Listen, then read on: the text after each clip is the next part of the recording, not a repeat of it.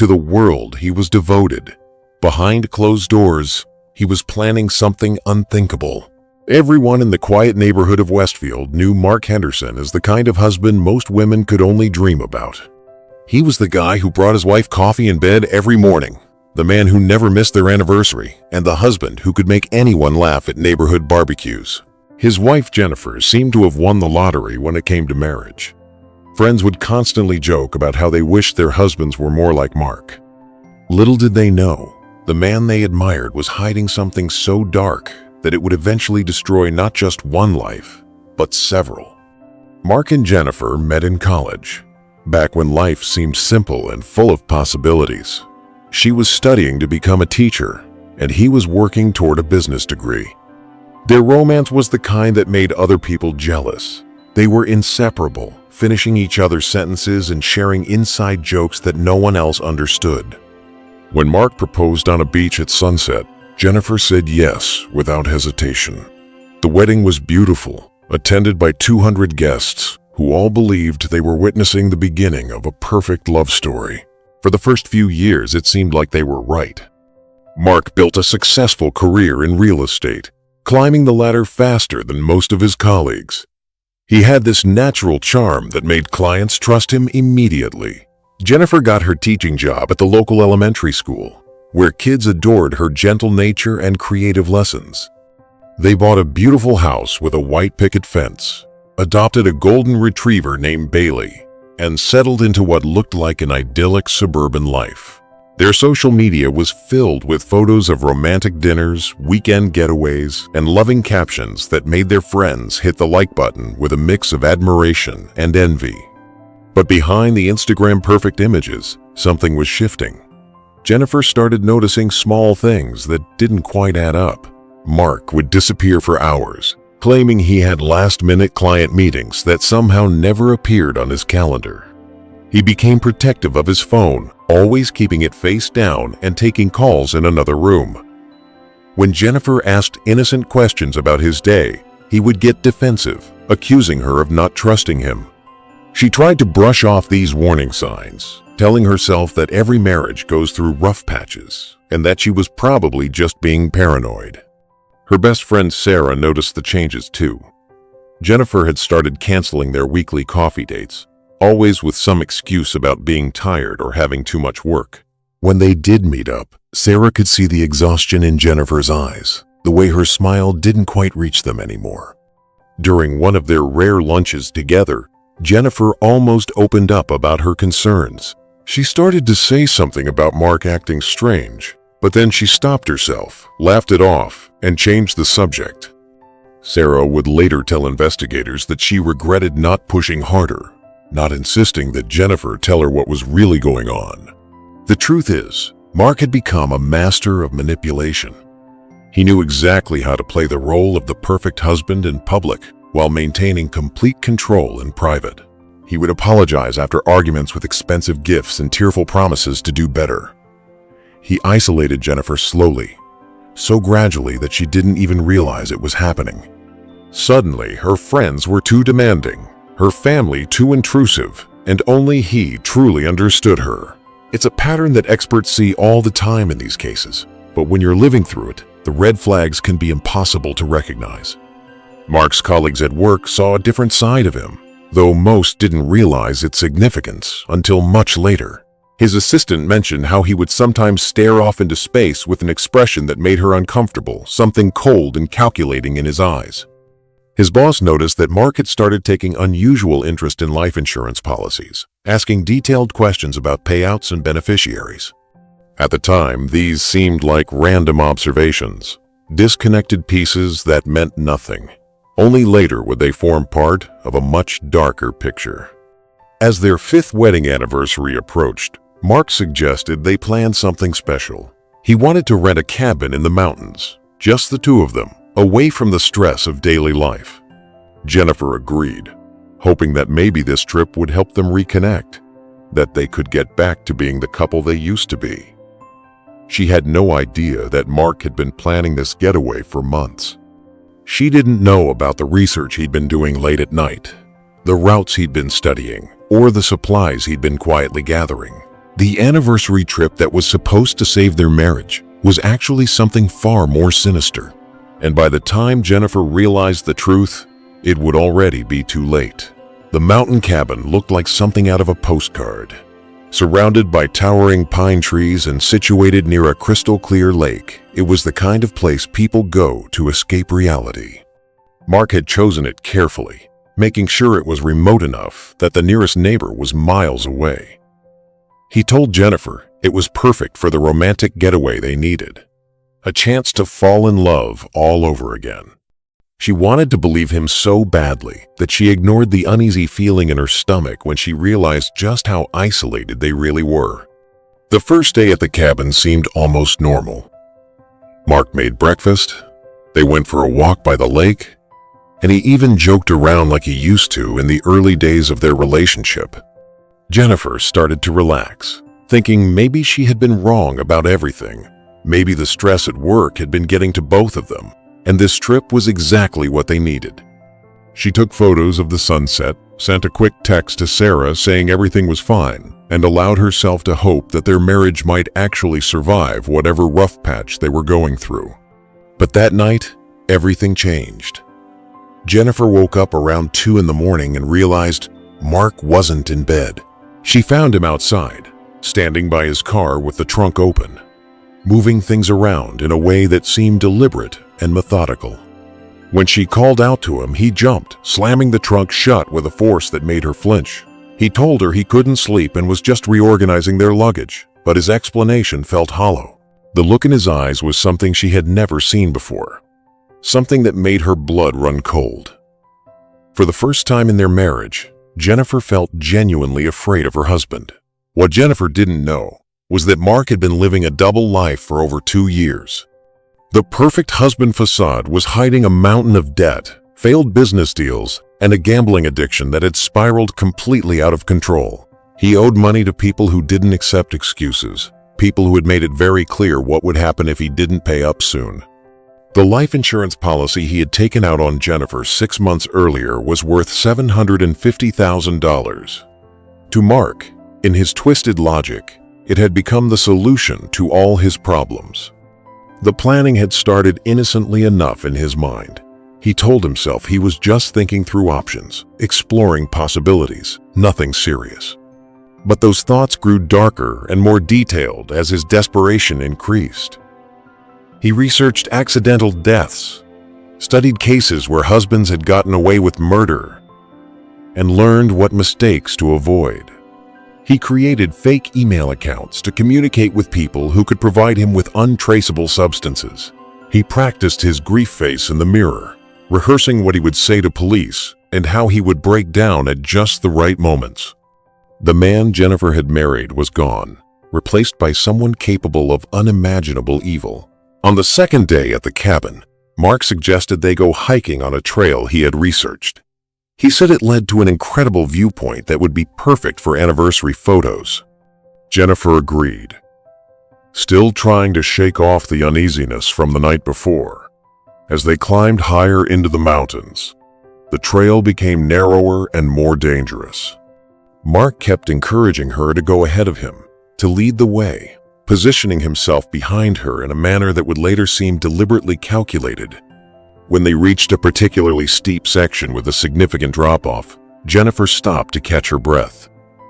That's when she noticed Mark's expression. He wasn't looking at the view, he was looking at her. And the coldness in his eyes made her instinctively step away from the edge. Something in that moment made Jennifer realize she was in real danger. Maybe it was intuition. Maybe it was the way he had positioned himself. Or maybe it was just the accumulation of all the small warnings she had been ignoring for months. She suggested they head back, claiming she wasn't feeling well. Mark's jaw tightened, his carefully constructed plan crumbling, but he agreed. The hike back down was tense and silent. Jennifer kept a careful distance between them, and for the first time, she started thinking about how to get away. That evening, while Mark was in the shower, Jennifer went through his phone. Her hands were shaking as she guessed his passcode, and what she found made her stomach drop. There were searches about life insurance payouts, deleted messages that had been only partially erased, and photos of the hiking trail they had been on that day, taken weeks before this trip. She saw emails discussing the cabin rental from 2 months ago, despite Mark telling her he had only just found it. Everything clicked into place with horrifying clarity. Her husband had brought her here to kill her. Jennifer's mind raced as she heard the shower turn off. She quickly put the phone back exactly where she found it and tried to compose herself. She knew she had to be smart about this. They were miles from anyone. She had limited cell service, and confronting Mark directly could be dangerous. She decided to pretend everything was normal while she figured out how to escape. At dinner, she forced herself to smile and make conversation, all while her mind was screaming at her to run. Mark seemed to relax, perhaps thinking his plan could still work, that he just needed to wait for the right opportunity. But Mark had underestimated Jennifer. She had always been resourceful, one of the qualities that had attracted him to her in the first place. That night, she pretended to drink the wine he poured for her but secretly dumped most of it in a plant when he wasn't looking. She noticed how he watched her carefully, waiting for something, and she realized the wine might have been drugged. Her heart pounded as she faked drowsiness, playing along with whatever he had planned. When she pretended to fall asleep on the couch, she kept her breathing steady and watched through barely open eyes as Mark made a phone call from the porch, speaking in hushed tones about tomorrow being the day. Jennifer knew she had one chance to survive. She waited until Mark finally went to bed, then quietly gathered the car keys and her phone. But as she moved toward the door, a floorboard creaked. In the bedroom, she heard Mark stir. Time seemed to slow down as she realized he was waking up, that her escape attempt had been discovered. What happened next would determine whether Jennifer became another tragic statistic or whether she would be the one person who survived the secret Mark Henderson had been hiding from the world. The creaking floorboard seemed to echo through the entire cabin. Jennifer froze, her hand gripping the car keys so tightly they dug into her palm. She heard Mark get out of bed, his footsteps moving toward the bedroom door. She could try to run for the car, but he would hear the door open and catch her before she could start the engine. Her only option was to hide and hope he would think he had imagined the noise. She ducked into the small bathroom near the entrance, leaving the door slightly open so the click of the latch wouldn't give her away. Mark emerged from the bedroom, and through the crack in the door, Jennifer could see him scanning the living room. He checked the couch where she had been pretending to sleep, and his face twisted into something ugly when he realized she was gone. This wasn't the man she had married anymore. This was someone capable of murder, and the mask he had worn for so long had finally slipped completely. He checked the front door, confirming it was still locked from the inside, then began systematically searching the cabin. Jennifer's heart hammered so loudly, she was certain he could hear it. When Mark reached the bathroom, Jennifer held her breath. But luck was on her side for once. His phone rang, the sound piercing through the tense silence. He answered it quickly, stepping away from the bathroom. Jennifer could hear him speaking in a harsh whisper, clearly angry that someone was calling at this hour. He said something about everything being under control and that he would handle it by morning. The person on the other end must have been pressing him because his voice grew more agitated. He walked toward the kitchen, giving Jennifer a narrow window of opportunity. She slipped out of the bathroom and moved as quietly as possible toward the front door. Her hands trembled as she slowly turned the deadbolt, praying it wouldn't make a sound. The cool night air hit her face as she eased the door open just enough to squeeze through. She left it slightly ajar, knowing that closing it would create noise. Outside, the darkness was complete, except for the moonlight filtering through the trees. She moved away from the cabin, not toward the car where Mark would expect her to go, but into the forest, Jennifer had grown up camping with her father, and those childhood lessons came flooding back now. She knew that running blindly would only get her lost or injured. She needed to be smart, to put distance between herself and Mark while also trying to find help. She moved carefully through the trees, using the moonlight to avoid tripping over roots and rocks. Behind her, she heard Mark discover the open door. His shout of rage cut through the night, and then she heard him running, crashing through the underbrush, without caution. The chase through the dark forest was terrifying.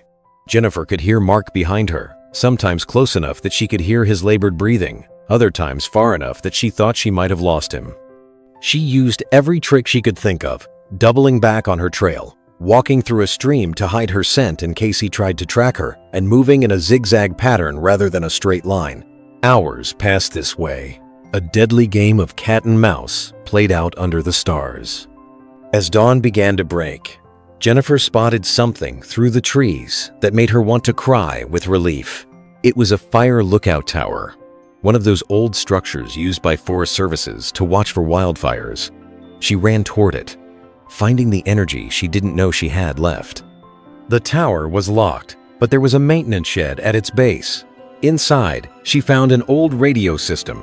Her hands shook as she tried to figure out how to work it, pressing buttons and turning dials, until finally, miraculously, a voice crackled through asking for her location and emergency. Jennifer was trying to explain her situation when Mark found her. He burst through the shed door, and the look on his face was pure rage, mixed with desperation. He lunged at her, but Jennifer grabbed the first thing she could reach, an old fire extinguisher, and swung it with all her strength. It connected with his shoulder, making him stumble. She hit him again, this time catching him in the head. Mark went down, and Jennifer didn't wait to see if he would get back up. She ran out of the shed and started climbing the tower, hoping to get high enough that he couldn't reach her before help arrived. From the top of the tower, Jennifer could see the sunrise, painting the mountains in shades of gold and pink. She could also see Mark recovering at the base, starting to climb after her. But she also saw something else, the flashing lights of emergency vehicles making their way up the Forest Service road. The dispatcher had gotten her location from the radio tower and sent help immediately. Jennifer screamed and waved her arms, and the vehicles changed direction, heading straight for the tower. When police arrived, they found Jennifer at the top of the tower and Mark halfway up, still trying to reach her. He immediately switched tactics, playing the concerned husband, claiming Jennifer had been acting erratically and that he had been trying to help her. But Jennifer had Mark's phone in her pocket, taken during their struggle in the shed. The evidence on that phone would tell the real story. The investigation that followed uncovered the full extent of Mark Henderson's deception. Police found the life insurance policy, the gambling debts totaling over $300,000, and the communications with loan sharks who had threatened his life. They discovered he had been researching ways to kill someone and make it look like an accident. The wine Jennifer had avoided drinking tested positive for a powerful sedative. Mark had planned to drug her, stage a hiking accident, and collect the insurance money to pay off his debts and start over. But the most chilling discovery came when investigators looked into Mark's past. Jennifer wasn't his first wife. 12 years earlier, he had been married to a woman named Rachel Simmons. Rachel had died in what was ruled an accidental drowning during a vacation to a remote lake. Mark had collected a $200,000 life insurance payout. At the time, there wasn't enough evidence to prove it was anything other than a tragic accident. But now, with Jennifer's testimony and the evidence against him, that old case was reopened. The title of perfect husband had been hiding the truth. Mark Henderson was a serial killer who murdered for money. Mark Henderson was charged with attempted murder, and after the investigation into Rachel's death concluded, he was also charged with first-degree murder. The trial lasted 6 weeks, and Jennifer testified about the horror of realizing the man she loved had planned to kill her. Mark maintained his innocence at first, but eventually, the evidence was overwhelming. He was convicted on all charges and sentenced to life in prison without the possibility of parole. Jennifer struggles with what happened, attending therapy regularly and slowly rebuilding her life. She speaks at domestic violence awareness events, helping other women recognize warning signs she missed. She talks about how abuse isn't always physical, how isolation and manipulation can be just as dangerous. Sarah, her best friend, never left her side through the recovery process. Together, they started a support group for survivors of domestic violence. The case of Mark Henderson serves as a dark reminder that evil can wear the most charming mask. The neighbors who thought he was the perfect husband were shocked to learn the truth. The colleagues who admired his success had no idea about the desperation and violence lurking beneath the surface. Jennifer survived because she trusted her instincts when it mattered most, because she refused to become another victim of a man who had perfected the art of deception. Her story isn't just about surviving a husband's murderous plot. It's about the strength it takes to see the truth when everyone around you sees only the lie, and the courage it takes to fight back when your life depends on it. Mark Henderson had one secret that no one was supposed to survive, but Jennifer did, and in doing so, she saved countless others from ever falling for his deadly charm.